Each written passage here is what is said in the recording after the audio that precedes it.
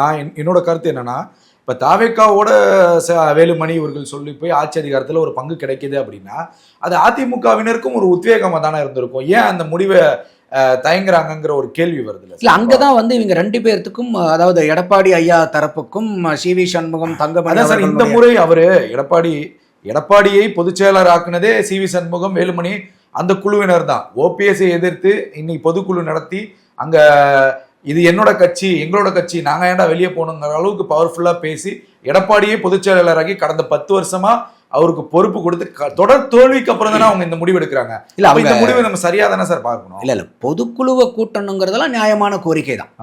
இப்ப இங்க எங்க சிக்கல் வருதுன்னா, தாவேக்காவை ஆதரிக்கிறதா வேண்டாமாங்கிறதுல அவங்க 2 பேர்த்துக்குள்ளார பிரச்சனை வருது.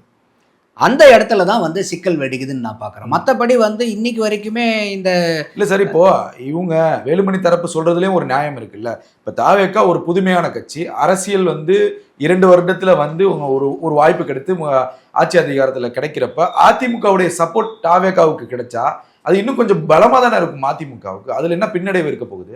இல்ல அவங்க வந்து ஏற்கனவே பேசியிருக்காங்களா இல்லையாங்கிறது நமக்கு தெரியாது.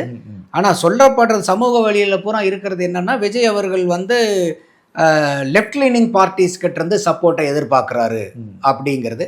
அது உண்மையா இருக்கிற பட்சத்தில் அவர் சி.வி. சண்முகம் அவர்களையும் எஸ்பி வேலுமணி தரப்பையும் போய் பார்த்துருக்கணுங்கிற அவசியமும் இல்லை. ஆனா அவங்க என்ன சொல்ல வராங்கன்னா, இல்ல அவங்க பாரதிய ஜனதா கூட எங்களுடைய உறவை முறிச்சுக்கிட்டோன்னு சொல்றாங்க.